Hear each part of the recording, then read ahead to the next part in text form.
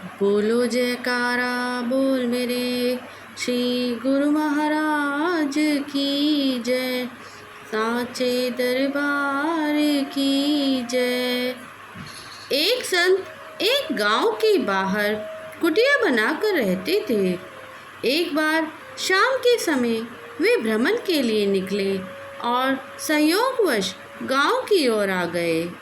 उस गांव में सप्ताह में एक बार हाट लगती थी और नगर से एक साहूकार हाट के दिन गांव में वसूली के लिए आया करता था। उस दिन भी वह उस गांव में आया था और शाम हो जाने पर घर वापस जाने के लिए तैयार था। हमेशा तो वह जल्दी ही वापस लौट जाया करता था, परंतु उस दिन कुछ अधिक ही देर हो गई थी और चारों ओर अंधेरा छाने लगा था। धन के साथ साथ उस साहूकार के पास सामान भी था। वह अकेले वापस जाने में डर रहा था, इसलिए वह एक व्यक्ति की तलाश में था जो उसका सामान उठाकर नगर तक उसके साथ चले।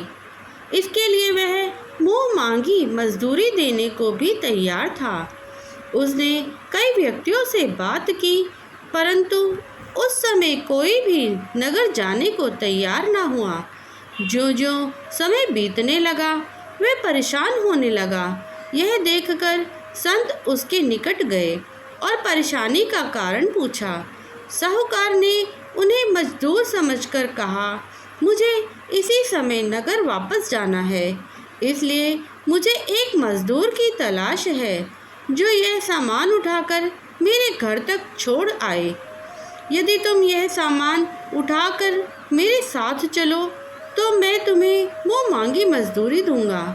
संत जी ने फरमाया, सामान उठाकर हम तुम्हारे साथ नगर तक जाने को तैयार हैं और इसके लिए हम तुमसे कोई मजदूरी भी नहीं लेंगे, क्योंकि हम मजदूर नहीं हैं। हम तो तुम्हें परेशान देखकर तुम्हारी सहायता करने के लिए तुम्हारे पास आए हैं। तुम्हें हमारी एक शर्त माननी होगी। यदि तुम्हें स्वीकार हो तो हम तुम्हारे साथ चलने को तैयार हैं। साहूकार ने पूछा, क्या शर्त है? संत जी ने फरमाया, हम सारे रास्ते तुम्हें सत्संग सुनाएंगे। तुम्हें वह सत्संग श्रवण करना होगा, बस यही हमारी शर्त है। साहूकार ने कहा, मैंने तो आज तक न कभी सत्संग सुना और न ही जानता हूँ कि सत्संग क्या होता है। मेरी तो केवल धन में ही रुचि रही है और मैंने उचित अथवा अनुचित हर तरीके से धन कमाने और एकत्र करने में ही अपना जीवन व्यतीत किया है। यदि आप मजदूरी के स्थान पर मुझे सत्संग सुनाना चाहते हैं तो आपकी शर्त मुझे स्वीकार है। आप मुझे जो कुछ भी सुनाएंगे मैं उसे ध्यान से सुन लूँगा। संत जी ने साहूकार का सामान उठा लिया और दोनों नगर की ओर चल दिए। यह संतों की कितनी दयालुता है गुरुमुखों, और यह उनका कितना महान उपकार है कि उस साहूकार का जो अब तक के जीवन में माया में ही रचा बचा हुआ था और माया एकत्र करने के लिए अनुचित कर्म करने से भी नहीं हिचकिचाता था, उसका उद्धार करने के लिए उन्होंने उसका सामान उठाना भी स्वीकार कर लिया। संतों महापुरुषों के उपकार का बदला जीव जन जन्मांतर तक नहीं दे सकता। साहूकार के घर पहुंचने तक संत जी उसे सत्संग सुनाते रहे और वह सुनता रहा। सत्संग का उसके ऊपर बहुत प्रभाव पड़ा, क्योंकि उसने उस दिन जाना कि यह जीवन वास्तव में भगवान का सुमिरन भजन करने के लिए मिला है, ना कि केवल सांसारिक धंधे करके धन संचित करने के लिए। सत्संग से उसने यह भी जाना कि भगवान का भजन सुमिरन ही अंत में उसे प्रभु के धाम में सम्मान दिलाएगा और कर्मों के बंधन से छुड़ाएगा। बाकी रही ये धन दौलत और जायदाद, जिसको संचित करने और बनाने में वह दिन रात झूठ बोलता और पाप कर्म करता रहा है। यहाँ से जाते समय यह उसके साथ नहीं जाएगी, परंतु इसको प्राप्त करने के लिए उसने जो पाप कर्म किए हैं वे अवश्य उसके साथ जाएंगे। और धर्मराज के दरबार में जब कर्मों का खाता खोला जाएगा तो उन पाप कर्मों के फलस्वरूप उसे नरक की यातनाएं सहनी पड़ेंगी। वह समझ गया कि ये कोई संत महात्मा हैं जिन्होंने मेरे उद्धार के लिए ही ये सारी कार्यवाही की है।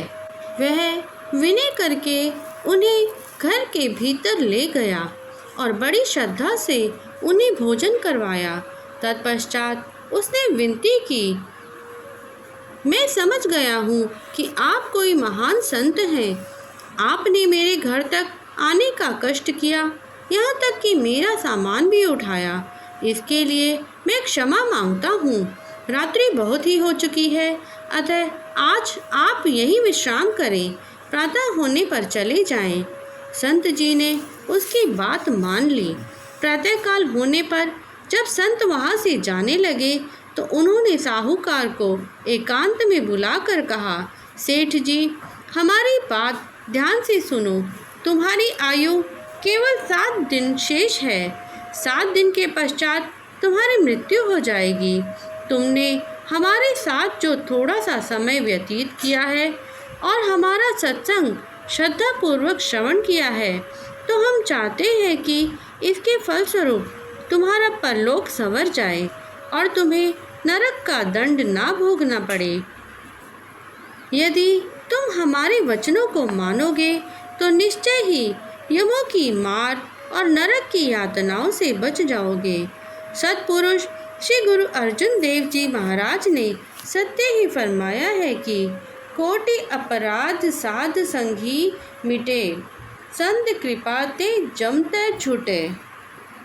अर्थात संत सत्पुरुषों की संगति प्राप्त होने पर जीव के करोड़ों अपराध मिट जाते, अर्थात करोड़ों पाप समाप्त हो जाते हैं। संत सत्पुरुषों की कृपा से वह यम के फंदे से छूट जाता है।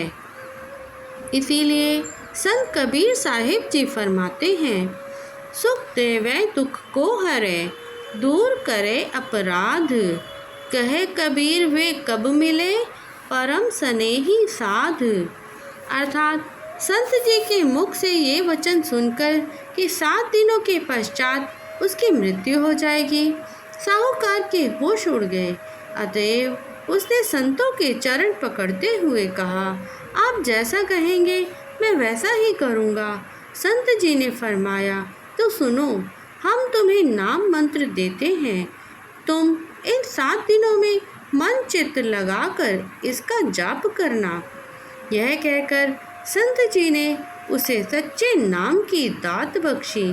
फिर फरमाया कि अब दूसरी बात और भी ध्यान से सुनो। मरणोपरांत मृत्यु के दूत तुम्हें धर्मराज के दरबार में पेश करेंगे, जहाँ तुम्हारे कर्मों का हिसाब होगा।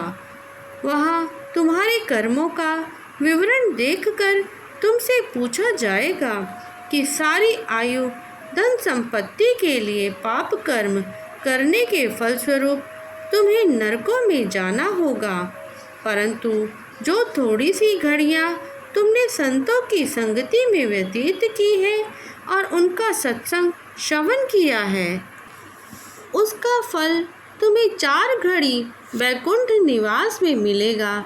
बताओ, तुम किसका फल पहले भोगना चाहते हो, सत्संग का अथवा पाप कर्मों का? उस समय तुम सत्संग का फल पहले मांग लेना। इस बात को भली प्रकार स्मरण कर लो। यह कहकर संत जी अपने स्थान को वापस लौट गए। उस साहूकार ने सब काम काज छोड़कर संतों के वचन अनुसार 7 दिन मन चित्त लगाकर नाम का सुमिरन किया। 8वें दिन उसकी मृत्यु हो गई।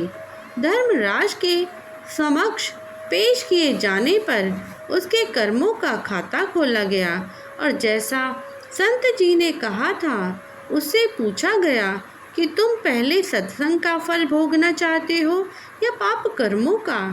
उस समय उसको संत जी के वचन स्मरण हुए।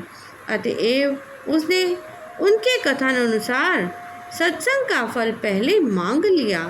तब यमदूतों को आदेश हुआ कि इसे बैकुंठ ले जाओ ताकि यह 4 घड़ी वहाँ का सुख भोग ले।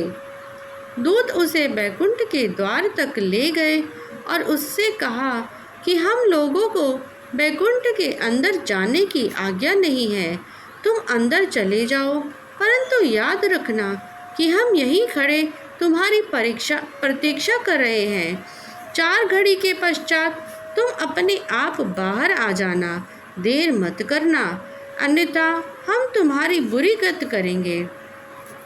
वह साहूकार जब बैकुंठ में प्रविष्ट हुआ तो क्या देखता है कि वही संत जी जिन्होंने उसको सत्संग सुनाया था वहाँ विराजमान है।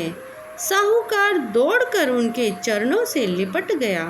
संत जी उसे सत्संग सुनाने लगे। जब 4 घड़ी का समय पूरा हो गया तो साहूकार उठ के चलने लगा। यह देखकर संत जी ने फरमाया, कहाँ जाते हो? साहूकार ने कहा, मेरा यहाँ का समय पूरा हो गया है। देखिए, द्वार पर खड़े हुए यमदूत मुझे कैसे घूर घूर कर देख रहे हैं और बाहर आने का इशारा कर रहे हैं। यदि देर करूँगा तो वे बहुत कष्ट देंगे, ऐसी उनकी धमकी भी है। संत जी ने फरमाया, तुम उनसे डरो मत, वे तुम्हारा कुछ भी नहीं बिगाड़ सकते। उन्हें अंदर आने की आज्ञा नहीं है। तुम यहीं बैठे रहो, वे प्रतीक्षा करके जब थक जाएंगे तो वह स्वयं ही लौट जाएंगे। संत जी के वचन मानकर साहूकार वहीं बैठा रहा।